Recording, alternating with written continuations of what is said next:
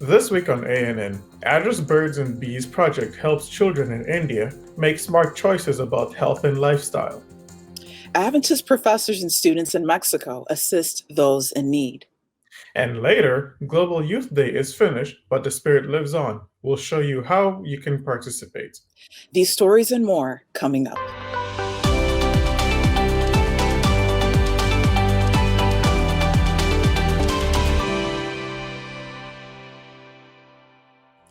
Thank you so much for joining us this week.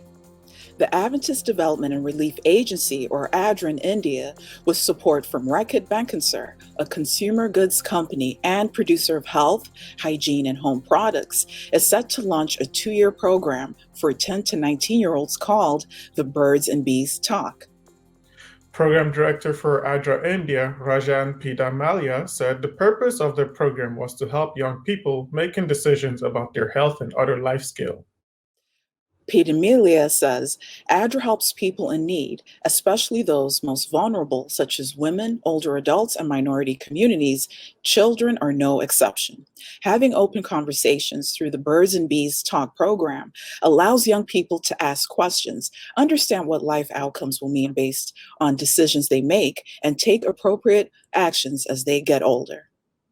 The program is comprised of 27 courses with an innovative and engaging curriculum designed to address the information gap around young people's reproductive and sexual health and rights, and provide them with a comprehensive life skills module that addresses power, protection, and pleasure. To gain community support, ADRA and RB organized a bike rally in collaboration with Royal Motors Group in Imphal, Manipur, with more than 50 cyclists participating.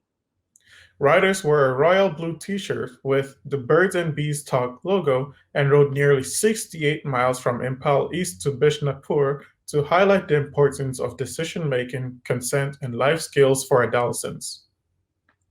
Government officials, including the Minister of Water Resources, Youth Affairs and Sports, and the Deputy Secretary of Reverse and Disaster Management, were present to start the bike rally. Other dignitaries also attended the event and praised RB and ADRA for their concerted efforts to reach adolescents in the state. Country Director for ADRA India, Weston Davis, says, "This partnership is about educating adolescents, youth, about their bodies, about their health and well-being, and taking on accountability for their lives. We are grateful to the teachers, the community leaders, and the government leaders who have supported this program. We are especially grateful to RB, who has had such an integral part in making this event happen." For more than 6 months, dozens of the most disadvantaged families in the Martinez Dominguez Community, Montemorelos, Nuevo Leon, Mexico, have been receiving free medical attention, food baskets, and basic necessities thanks to a group of students and health professionals from Montemorelos University.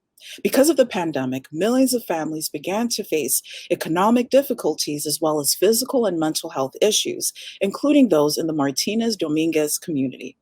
The Martinez Dominguez community has been receiving help since 2019, but challenges became more difficult during the pandemic.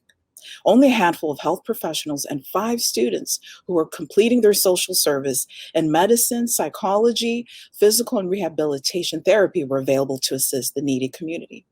Classes have continued online ever since the university transitioned into virtual learning back in March of 2020. People in the Martinez Dominguez community received psychological services, general medical consultations, and basic physical therapy. More than 100 persons received medical attention, and more than 250 families received food boxes. Since 2017, funding for the Martinez Dominguez Community Project has been provided by the Adventist Health White Memorial Medical Center in Los Angeles, California, United States. Logistical expertise and resources have been provided by the Health Promoting University program at Montemorelos University.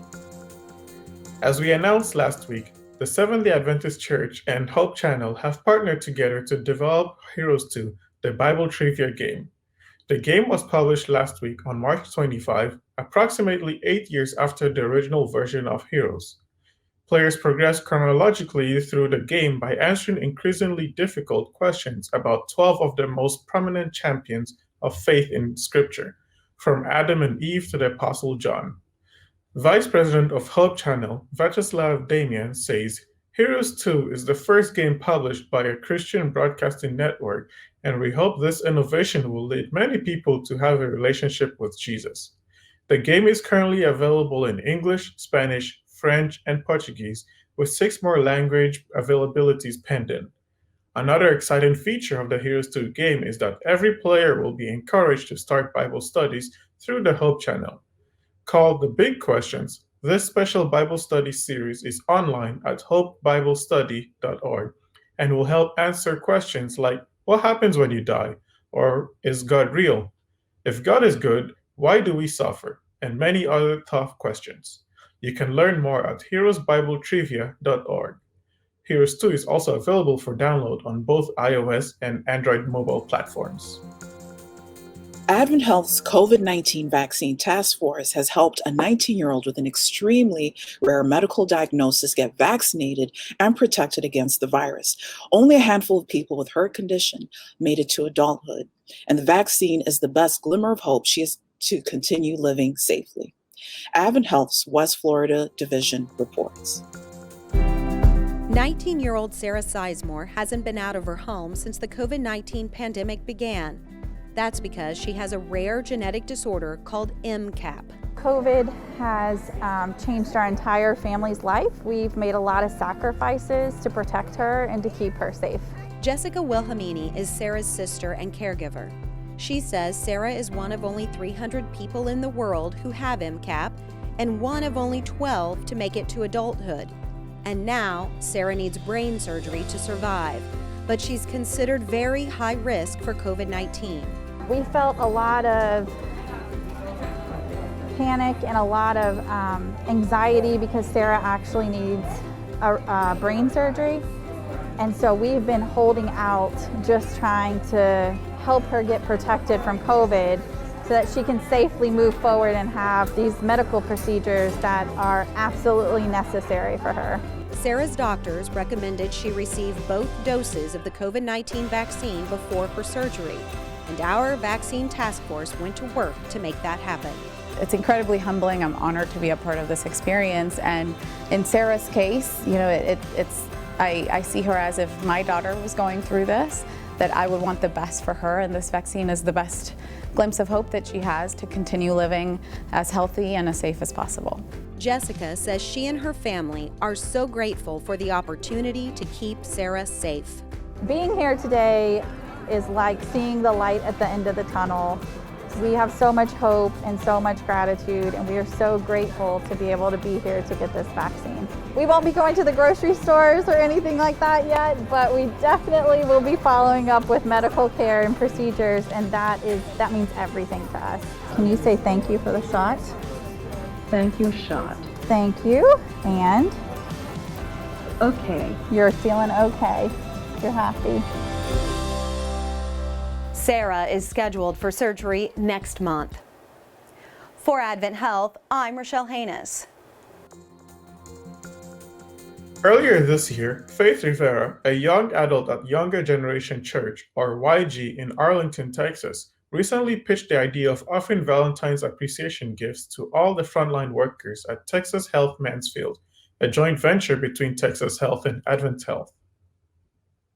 With help from students at Burton Adventist Academy, YG collected personal, heartfelt notes and letters from students thanking frontline workers for all they do to keep others safe and healthy.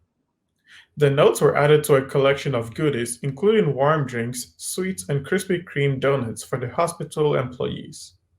The February snow and ice storms temporarily postponed YG's efforts, but they arrived the following week at Texas Health Mansfield and went from floor to floor, unit to unit, sharing their gratitude. The young adult team from YG was greeted with warm smiles from ecstatic workers who were grateful to receive the gifts. Many joyful smiles and thank yous were shared as the group toured the hospital and shared some tender, loving care with the healthcare employees. Coming up, young people from around the world celebrated Global Youth Day on March 20. Today, we'll bring you a short recap and share how you can see even more exciting stories from around the globe.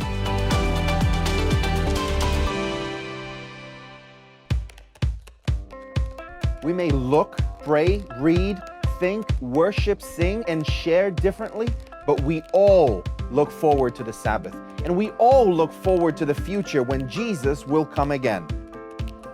With this message in mind, we arrived at a core component for a new identity system: the creation grid, a simple 7-column structure for layout. The grid is a reference both to the prophetic timeline as well as to the creation week that culminated in the 7th-day Sabbath. Regardless of what or where you are designing, you can always find information to help you communicate that we are all Seventh-day Adventists.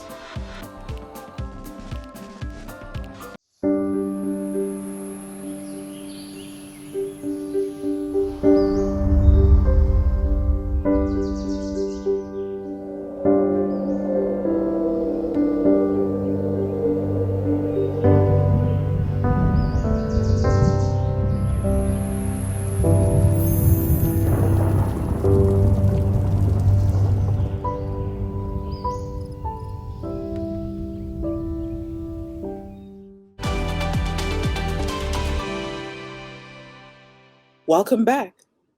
The Seventh-day Adventist Church recently wrapped up Global Youth Day on March 20. Global Youth Day began in 2013 as an initiative of the Youth Ministries Department of the Seventh-day Adventist Church. During that inaugural event, only 12 service projects were organized worldwide. Over the past 8 years, thousands of young people have come together and produced hundreds of creative service projects in local communities. Those involved with GYD say that the spirit of the day, where young people step out of their churches to be the sermon in their communities, should live on during the year. And while you may have missed Global Youth Day this year, Hope Channel will air a special 1-hour recap this Sabbath, April 3rd, that will show you how young people all over the world reach out to their communities. Here's just a small taste. Hello! Welcome to our 2021 Global Youth Day recap. My name is Ulun. And my name is Mwenyam Pundu. On March 20th, young people from across the globe came together to be the sermon in their communities. That's right. Mwenya and I were here during 4 live broadcasts sharing what was going on. What is Global Youth Day? Global Youth Day, or as we may call it, GYD, began in 2013 as an initiative for Youth Ministries Department of the Seventh-day Adventist Church. Yes, during that inaugural event, only 12 service projects were organized worldwide. Over the past 8 years, GYD has grown by leaps and bounds, touching thousands of young people and producing hundreds of creative service projects in local communities. Global Youth Day, fighting!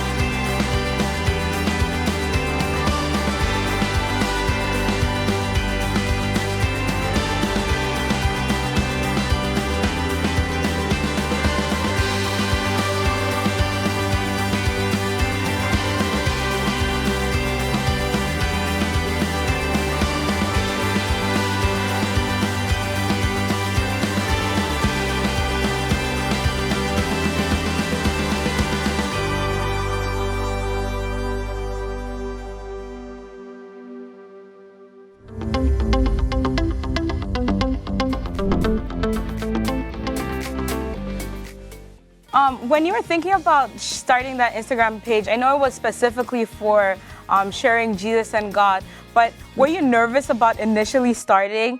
Definitely, I was really nervous. And then I was so nervous and I was so fearful that I was like, people are not going to understand it. They're going to reject me. So let me start a separate, specific separate channel for my ministry or just for sharing the gospel, because then people who are only interested in that will come to that. So that unfortunately actually did come out of a nervousness or out of a fear. I've kind of like now gone back to integrate it because I was just like, you know what, this is who I am and I just have to share that. When you are faced with somebody, a different culture, a different person who's doing something that you have not been doing, that goes against your beliefs, I want you to choose care over condemnation. Choose care over putting them down. Why? For a few reasons. Because every single person is made in the image of God. Every single person is made in the image of God because God created them. Number two, everybody's doing their best to survive and live according to their own worldviews. And number three, everybody is going through a battle that you have no idea about. You are going through battles. You are going through struggles that other people don't know about. So how much more should we lead with compassion? How much more should we lead with care?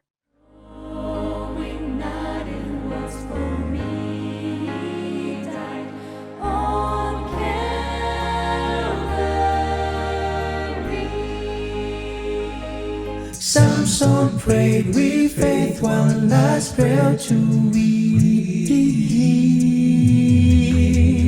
weary but still. Before I spoke a word, you were singing over me.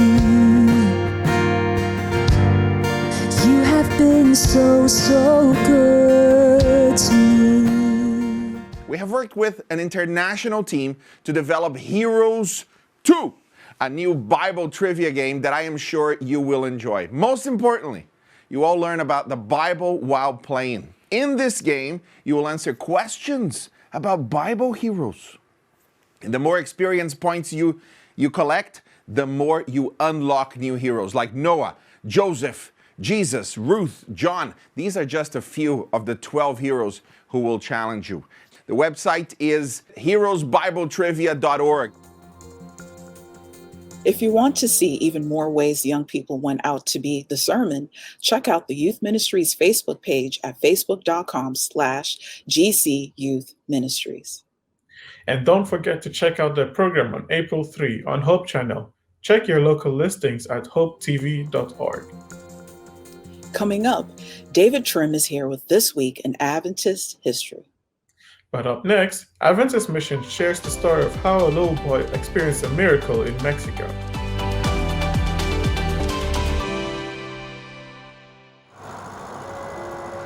When I first felt called to be a minister, I didn't want to be a typical pastor with a suit and a tie.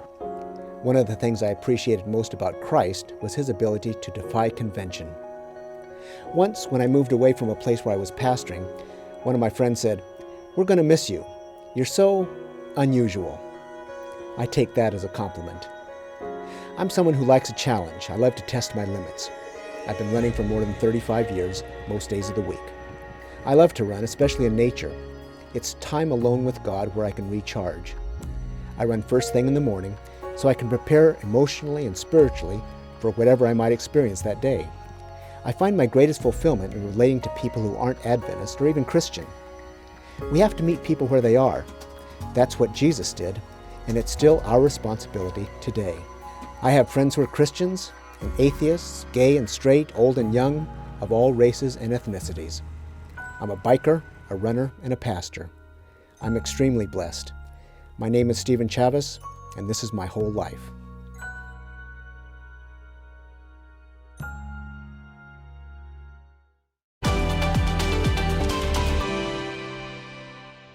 Welcome back. When Uriel was 11, a doctor told him he had to have surgery to remove a brain tumor and fix his legs. But when the doctor checked him right before the surgery, his legs were fine and the tumor was gone. Adventist Mission has more. Little boys love to run and play. Uriel wanted to be like the other boys, but he couldn't run. He could barely even walk. Growing up in Mexico, Uriel had been sick since he was a little boy. It seemed like nothing was working right. He had hyperthyroidism and a brain tumor, and now even walking was hard. These health complications had affected his life in drastic ways. When he was 11 years old, the doctor decided that Uriel needed a surgery to remove the brain tumor and to fix his legs. Uriel's grandmother believed in the power of prayer and convinced his mom that they needed to go to prayer meeting at the church the night before the surgery. The next morning, the doctor checked Uriel's legs one last time before the surgery. He was shocked to discover that Uriel's legs were completely fine. Then the doctor ordered a brain scan, and the tumor was gone. God had healed Uriel. Now he could run and play soccer with the other kids. After this miracle, Uriel and his mom gave their hearts to Jesus and joined an Adventist church. Uriel even gave Bible studies and preached. 5 people were baptized because of his Bible studies. I want people everywhere to know that nothing is impossible for God, Uriel says. God is definitely doing the impossible for Uriel and others who live in the Inter-American region, which spans from Mexico in the north to Guyana in the south. In the past 5 years, God has used church workers and lay members to plant nearly 3,000 new Seventh-day Adventist churches in this vast territory.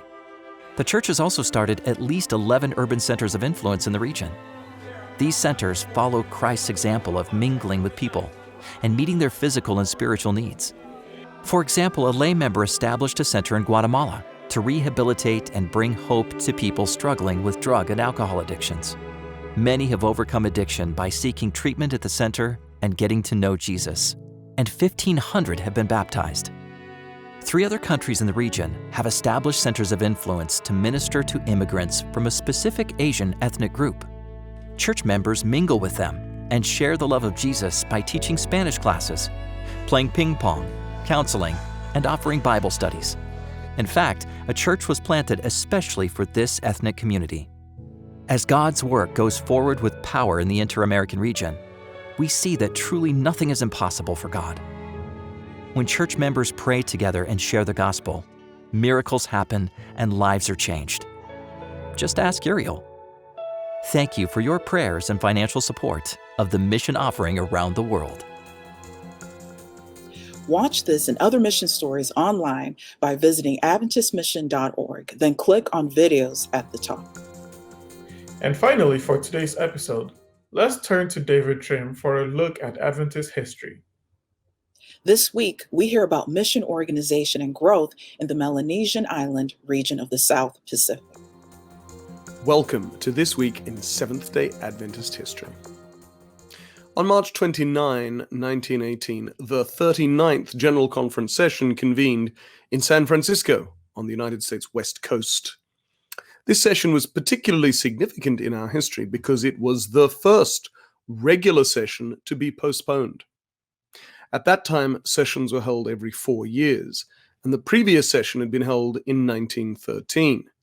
But the state of the world in 1917, with World War I raging, meant that few delegates from outside North America could have attended, and so church leaders decided to postpone a year.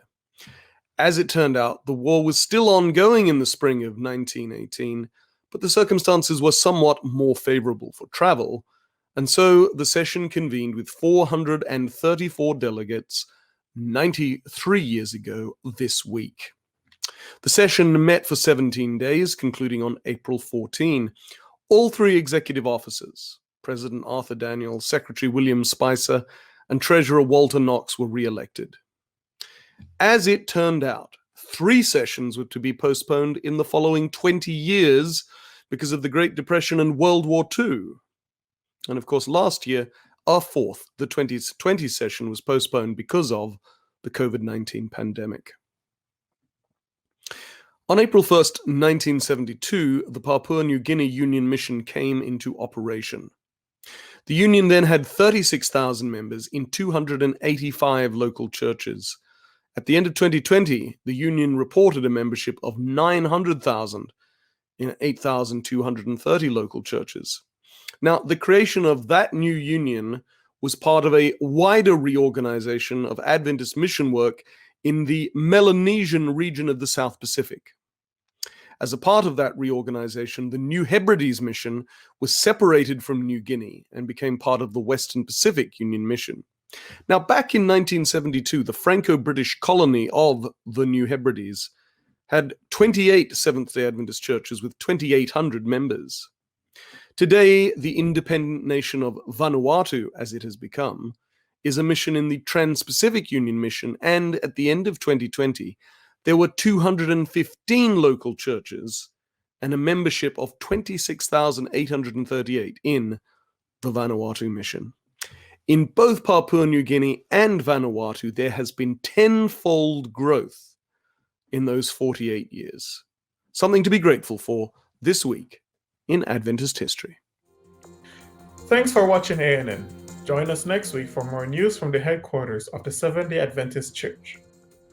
Did you know that Adventist Church has a YouTube channel where you can watch ANN Video, ANN In-Depth, and plenty of other amazing videos on prophecy, health, and Bible study? Just go to YouTube and search for the Adventist Church. Click the subscribe button to make sure you're caught up each week. And remember, leave a comment or a prayer request. People are praying for you 24 hours a day, 7 days a week. Before we say goodbye, here's some good news from the book of Joel, chapter 2, verses 28 and 29. The passage says, "And afterward I will pour out my spirit on all people. Your sons and daughters will prophesy. Your old men will dream dreams. Your young men will see visions. Even on my servants, both men and women, I will pour out my spirit in those days." That's our program for this week. And remember, you can always visit Adventist.news for daily news and videos. Until next time, God bless. Take care.